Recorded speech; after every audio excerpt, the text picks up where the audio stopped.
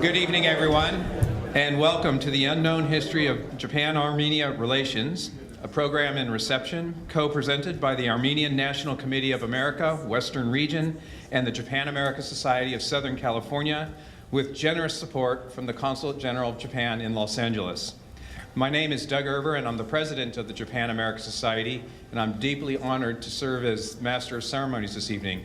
I'm also very excited about tonight because in the 109-year history of the Japan-America Society, this is the first time we've ever co-partnered with the Armenian community. So I've been looking forward to this quite a bit. Providing opening remarks and introductions of our many dignitaries is a leader from the Armenian National Committee of America. Please welcome Ms. Vanna Kitsinian.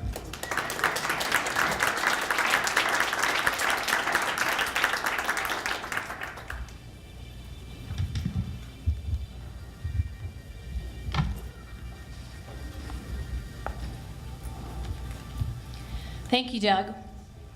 Good evening, everyone.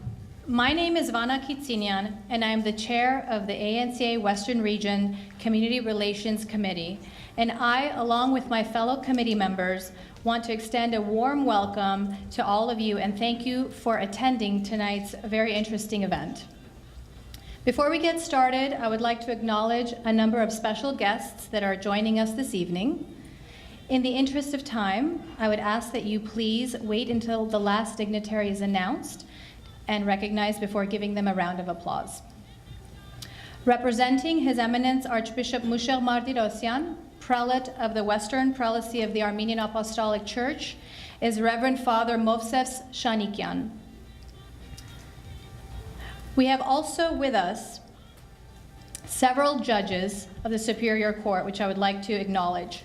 The Honorable Judge Tim Sato, the Honorable Judge Ruth Ann Kwan, the Honorable Judge Mark Mooney, the Honorable Judge Zaven Sinanyan, the Honorable Judge Armen Tamzarian, and the Honorable Judge Armenuhi Amy Ashvanyan.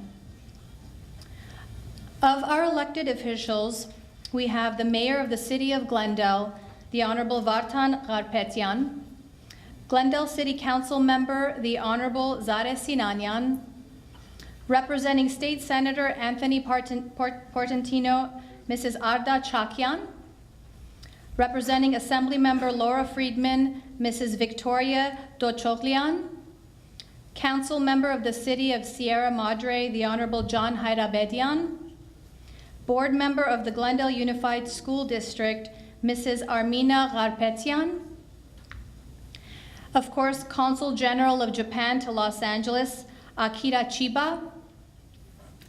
Also with us is the Chairman of the Armenian Bar Association, Mr. Saro Kerkonian, past Chairman of the Japanese American Bar Association, Mr. Stephen Yoda, Director of Armenian Studies at California State University Northridge, Dr. Vahram Shamasyan, and of course, last but not least, the chairwoman of the Armenian National Committee of America Western Region, Nora Hovsepian.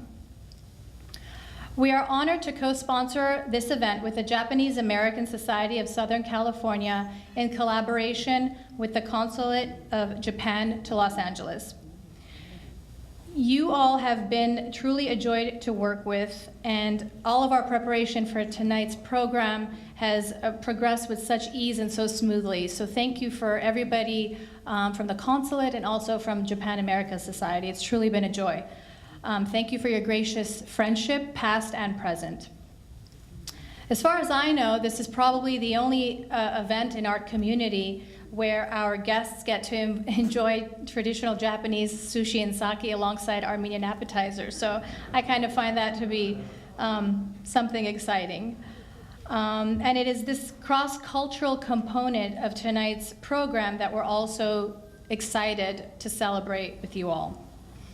As you entered the hall, I'm sure that you noticed the exquisitely dressed Japanese lady who was wearing the traditional kimono, adorned with cherry blossoms, which is so timely and fitting because it's currently cherry blossom season. Next to her was an Armenian woman who was wearing the traditional Armenian daras.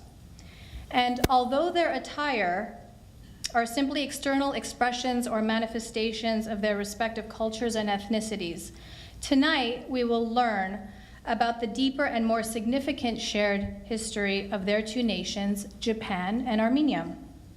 I'd like to start by giving you a little bit of background information about the topic that we're going to hear about.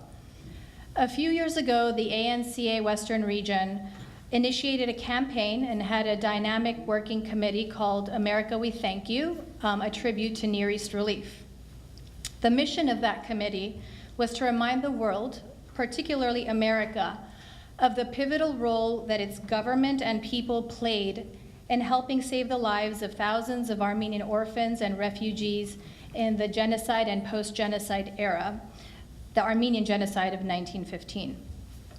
Approaching the centennial, it was an opportunity to raise awareness, educate, and to give thanks to the American government, which in 1915 established its very first non-governmental organization, the Near East Relief, specifically to help save the Armenian nation from annihilation.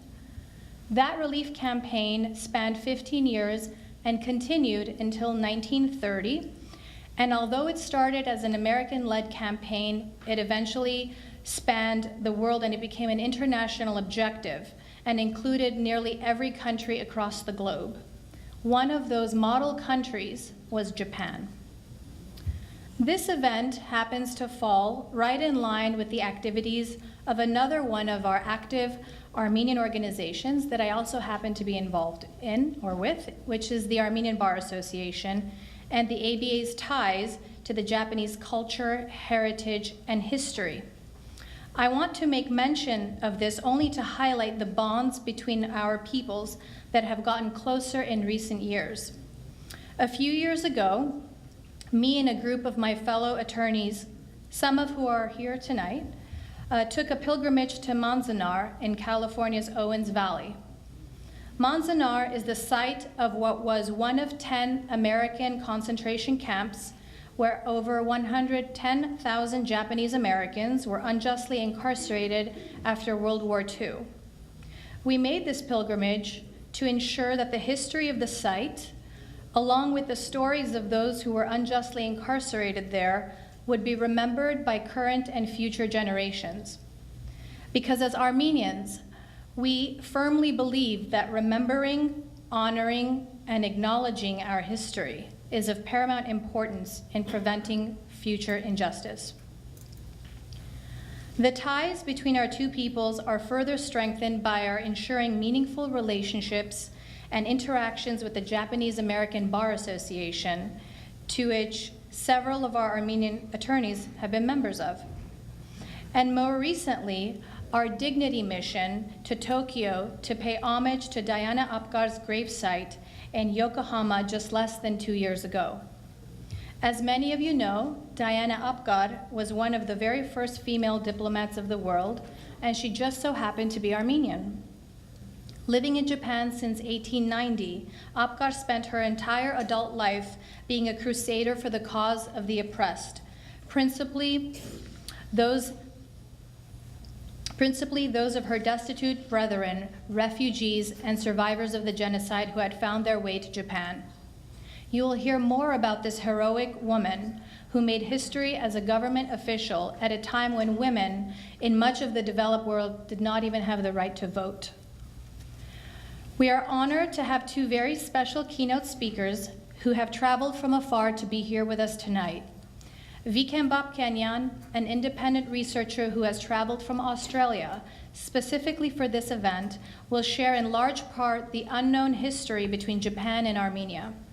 As an independent researcher and recently the author of a book on this topic, Mr. Babkenian has a wealth of knowledge about the role other countries, cultures, and peoples played in expressing their humanity to the Armenians in the genocide and post-genocide era. Our second keynote speaker, Mr. Ken Shibusawa, has traveled from Japan to speak about the legacy of his great-great-grandfather, Viscount Eiichi Shibusawa, and his critical role in Japan's relations with Armenia.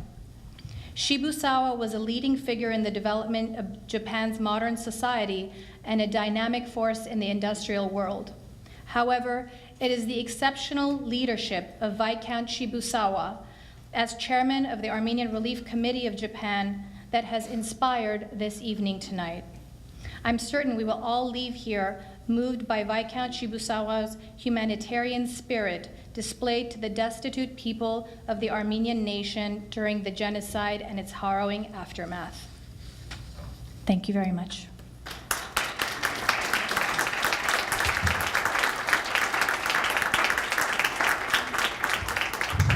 Thank you for your important message, Vanna, and also for introducing all the Armenian named dignitaries. I would have never pulled that off. Next, from the Consul General of Japan in Los Angeles, he doesn't like it when I say this, but please welcome the most important Japanese government official west of Washington, D.C., and the visionary for tonight's event, the Consul General of Japan, the Honorable Akira Chiba.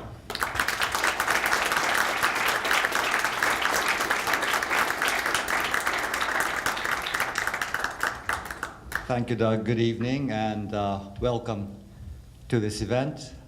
Dobro pожаловать, Khosh Amadid. Sorry, I don't speak Armenian. It is my pleasure to join you tonight for this special presentation on the legacy of Viscount Eiichi Shibusawa. I'd like to extend my deepest gratitude to Mr. Ken Shibusawa, descendant of Viscount Shibusawa, and Mr. and Mrs. Babkenian for traveling from the other side of the Pacific. I'd also like to extend my heartfelt gratitude to the co-sponsors of this event, the Armenian National Committee of America, Western Region, and the Japan-Armenia Society of Southern California. I'd like to especially acknowledge the leadership of your organizations, the presenters tonight, as well as special guests in attendance, including Glendale city officials. Mr. Shibusawa and I go back 8 years, when I was at the Japanese Embassy in Washington, D.C. in charge of Congress, and Mr. Shibusawa was running an organization undertaking congressional exchange. But cooperation between our two families go back even further.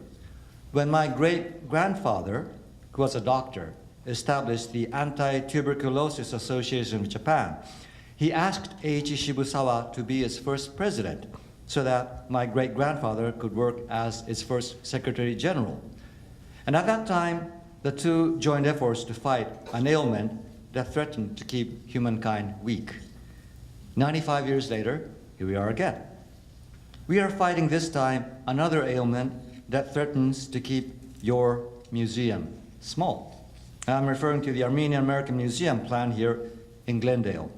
I look forward to the flourishing of the museum and the story of the Armenian people becoming even more widely known in Japan, and the story of the Japanese helping them becoming widely known in Armenia and America.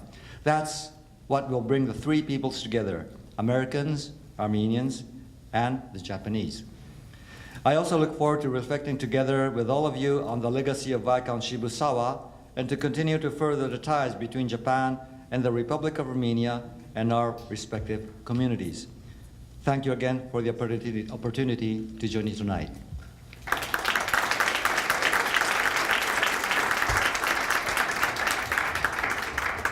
Thank you, Consul General. And now on to the program. This got closed so that people could see Vanna. And I'm looking for, we'll let the pros take it.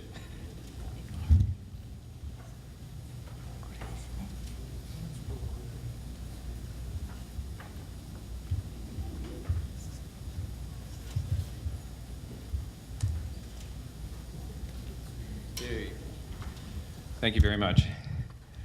As was mentioned, we have two very special guests who flew across the Pacific to be here. After they both speak, there will be time for questions and answers. For any questions you would like to ask, please write them down on the cards provided on your seat. And after the presentations by the two speakers, please pass your questions to the aisle or towards the aisle where they will be collected. Both speakers have already been introduced, so I just would like to welcome to the podium Mr. Vicken Babkenian.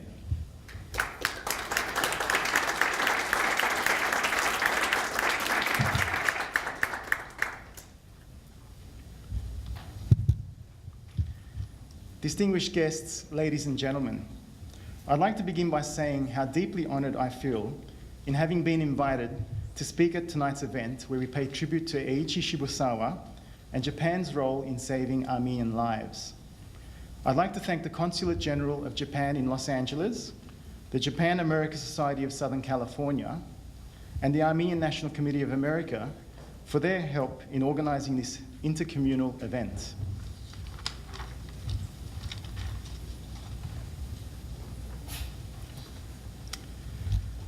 Around 2,500 years ago, Chinese philosopher Confucius wrote, "Do not do to others what you do not want them to do to you." Sadly, throughout history, the Golden Rule moral principle has too often been ignored, especially in 1915. On the evening of April 24, 1915, about 250 Armenian intellectuals, religious educational leaders, in Constantinople, the capital of the Ottoman Empire, were arrested and deported into the interior of Turkey. Most were killed without a trace. This marked the beginning of what Henry Morgenthau, the United States ambassador to the Ottoman Empire, described as a campaign of race extermination. In almost every town and village in the Ottoman Empire, the Armenian population was arrested and deported by orders from the Central Ottoman Turkish government. In most cases, the men were killed just outside the towns and villages. A much worse fate awaited the women and children. Uprooted from their homes, they were forced to walk southwards in huge convoys towards the burning deserts of northern Syria. Most would die without a trace. Most would die of starvation, murder, and disease. By the end of the First World War, at least 1 million Armenians were killed and another 500,000 were made destitute, becoming refugees scattered across the Caucasus and the Middle East. The annihilation of the Armenian people was accompanied by the destruction of much of their ancient cultural heritage.